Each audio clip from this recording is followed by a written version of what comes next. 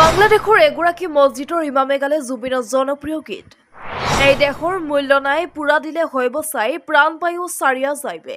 জুবিন গার্গ বলেছিল এই দেহার মূল্য নাই পুরা দিলে হবে ছাই প্রাণবায়ু ছাড়িয়া যাবে।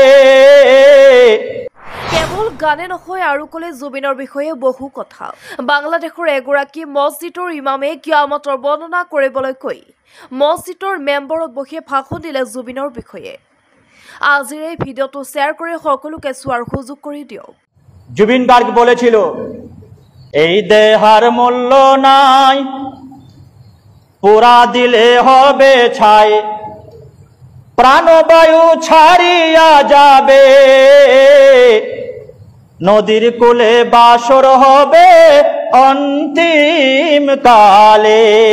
পিতা মাতা সদর ভাই এলায় আছে এলায় নাই, মানে আসামি ভাষায় বলছে পিতা মাতা সদর ভাই এলায় আছে এলায় নাই, সবাই তো ছাড়িয়া যাবে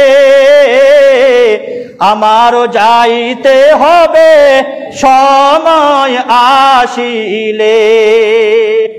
কয়েকদিন আগে আসামের একজন বড় সুপারস্টার মারা গেছে, তার নামটা আপনারা সবাই জানেন, জুবিন গার্গ।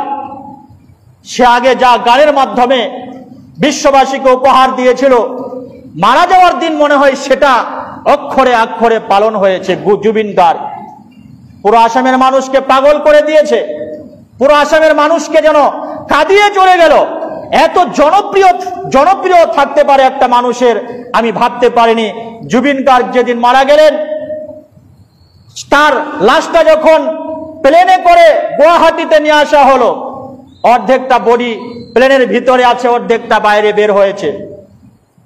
তার আগেই যেন একদম পুরো এয়ারপোর্টের যত কর্মচারী, যত কেবিন ক্রু থেকে শুরু করে সবাই যেন কাঁদতে কাঁদতে, পুলিশ প্রশাসন সবাই যেন কাঁদতে কাঁদতে জুবিন গার্গের দেহটার উপরে চলে গেল। কেউ হাত বুলিয়ে দিচ্ছে, কেউ চুমো খাচ্ছে, কেউ কাঁদছে, কেউ অশ্রু সিক্ত হয়ে তার দেহটাকে যেন বিদায় দিল। তার হাজার হাজার লক্ষ লক্ষ কোটি কোটি মানুষ তার জন্য কেঁদে কেঁদে পাগল হয়ে যাচ্ছে। বন্ধু, সবাইকে চলে যেতে হবে, সবাইকে চলে যেতে হবে, কেউ থাকবো না।